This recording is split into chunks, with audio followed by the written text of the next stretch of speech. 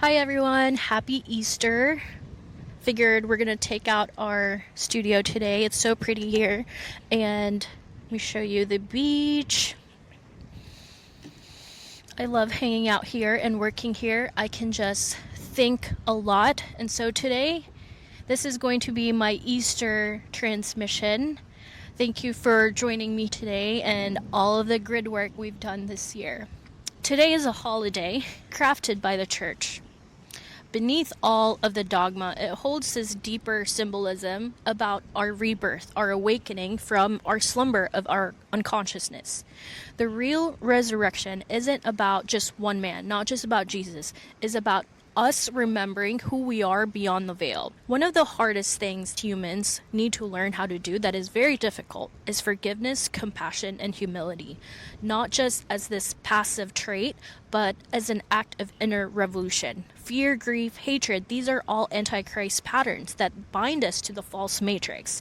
And Jesus came here to sever those chains. He was crucified because he dared to challenge the system. He exposed the greed of the Roman Empire, the corruption that the religious order was doing to people.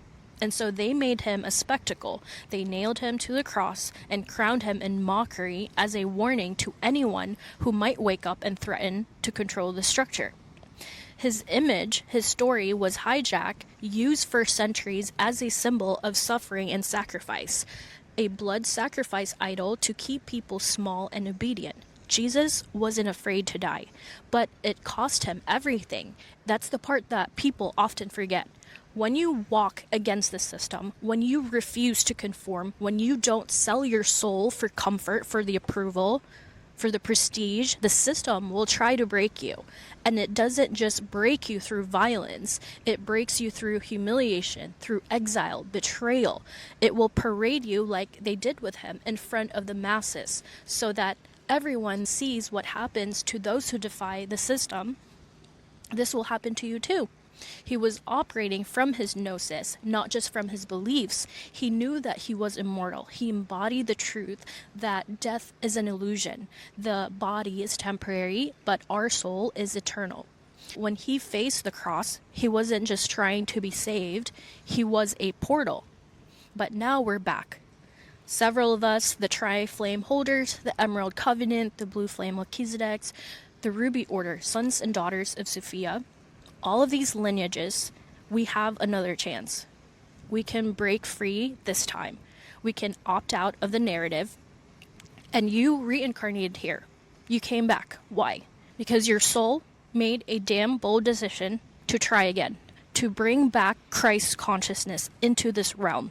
Not as this religion, not as a savior complex, but as somebody who is sovereign. Now we are in this time where crypto is another form of rebellion. We are the resistance. We are shifting power away from the few and back into the hands of the many. And it's not just about finance. This is about our sovereignty. This isn't just another technological hype, but a symbol returned to decentralized power, to autonomy, to breaking the financial chains that has enslaved people for generations. If Jesus were here now, he would probably be mining Bitcoin in the desert and flipping tables in Davos, reminding us that the temples are not built with gold. Money needs soul, and that's what I'm here to do, to bridge the two. And it's a very tough mission because if we're going to create a new financial paradigm, one that's actually sustainable and meaningful, it has to be rooted in spirit. Otherwise, we're just repeating the same old system with shinier tools. Jesus wasn't just a prophet. He was a grid worker. He was activating ley lines, anchoring the divine frequency from heaven to earth into Gaia. He was a walking portal lighting up the earth from within. He knew he was immortal and he walked through death because he remembered who he was. And now it's our turn. Easter was just rebranded as a resurrection of Christ, that he died for our sins. But archetypically, it's about the rebirth from the underworld, the descent into the shadow, and the emergence of something more true.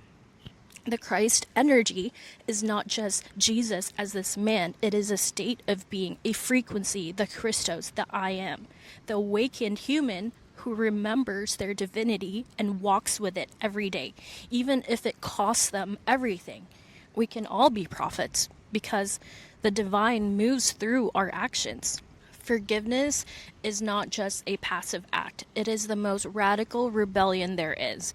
Anyone can hate, anyone can rage, but for you to say, I will not carry this wound in my field anymore. I will not let this poison define me. I will not keep feeding the very structure I came here to dissolve. It's hard to forgive. Humility is not submission. This is sacred strength, the kind that kneels not because it's weak, but because it is so powerful that it chooses to bow to something higher. You're not here to dominate, you're here to align. And you can only enter the heavens with the purity of a child's heart, innocence, openness, curiosity, trust, and the sense of wonder. These are traits that help us approach life and spirituality with humility and an open mind, to be soft and playful. Purity doesn't mean innocence in a naive sense of being untouched by the world. It's about being undefined by ego. It's about standing naked in your soul without pretension, without any mask, without armored intellect that's been trained to calculate and protect. A child has trust before betrayal. A child feels awe before analysis. A child knows how to be present without trying to control the outcome.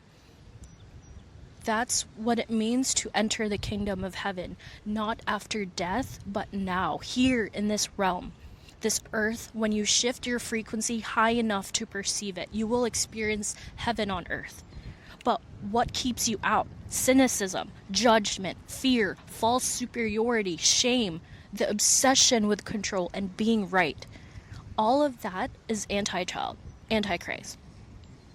All of that are worldly conditions that they put in us, and it's precisely what we are here to unlearn. The heavens are not guarded by angels with swords. They're veiled behind the walls we've built to survive as trauma. Purity is having the courage to soften after you've been hardened. It is the alchemy of grief back into joy. That's what remembering is. How to play, how to wonder, how to trust life. So let me ask you this, and I want you to take this seriously. Who in your life are you still crucifying in your mind? Who are you still blaming for your own disempowerment? And when will you finally roll away the stone from your own tomb and finally come out as who you are? Because that's it. Resurrection. And that's what really Easter is about. You have a calling to be here as a bridge. You're not just here to be around the awakened people, the initiated. You're here to carry the flame into places where the fire has gone out. And that is the teacher's path. It's not always warm or affirming. Often it's lonely and you're misunderstood because you're offering depth to people trained to swim only on the surface. Last Thursday, I was invited to speak on a podcast about how I left the 9-to-5 world. And I shared my story, how I made this leap, how things unfolded. There was something I didn't say out loud, something I felt I couldn't quite speak in that space yet. The truth is, I didn't just leave a job. I left a version of myself that believed that safety came from control. I left a system that taught me to live from my mind, from logic, from fear, where every decision had to be justified, optimized, that it had to all make sense. But my life stopped making sense a long time ago. And that's when I started living. That's what really guided me. It wasn't a master plan. It wasn't a 10-step financial strategy. It was my higher self, spirit, source, whatever name you want to call it, this frequency that speaks without words, that nudges me quietly but so clearly. I hear it every day, not in this loud voice, but in a deep knowing. And I've built my entire life on learning how to listen to that. And that's how I made the shift. That's how I found freedom, not by calculating what is the safest path, but following the most aligned version of me. And let me tell you, it doesn't always look successful. Sometimes it's messy. Sometimes it's terrifying. Sometimes it doesn't make absolute sense. But it challenges you to be bold. But it's alive. It's true. And the more that I listen, the more life unfolds for me. And, this strange sense of rightness. Not ease necessarily, but purpose. When I surrender to my divine plan, sometimes our ego wants to control. Most people don't even know that they're starving for that kind of connection. They think that they're chasing wealth, but they're really chasing permission to feel, to trust, to live outside the script. But they've been taught to doubt their own soul, so they bury this longing under goals. That's why I'm speaking now. Not to be understood by everyone, but to let the ones who really feel this know that you are not alone. You don't need to prove your worth by staying in a system that drains your spirit. You don't need to wait for a perfect plan to honor your knowing. Safety is just an illusion. Safety is found within. Your soul has always been speaking. Let that wisdom in, let that love in. You already have everything you need to know. Divine isn't up there, not in the heavens. It wants to be felt here in the body, in the breath, in the delicious sip of tea, in the goosebumps when you hear music, the ecstasy of creation. Pleasure is the proof of presence. And when you feel pleasure, you are not just escaping from life, you are entering it fully. It is the sacred meeting, the point of Eros, your life force, the logos, the divine order, before you were taught to strive, to perform, to suppress. You were that being of sensation, of joy, of desire, of wild wonder. You were not afraid to ask, and you were not afraid to fall and to fail. Pleasure is not indulgent, it is innocent, it is your birthright, it is the language of your soul before you were shamed, before that was coded in you, to integrate polarity, your mind, body, and soul. The question is, are you finally ready to listen? Happy death and rebirth. I am God, I am sovereign, I am free. I have one-on-one sessions on my shop. I have a lot of activated meditations, ebooks. Check it out. Links are all down below. Don't forget to sign up for our newsletter for more ascension wisdom.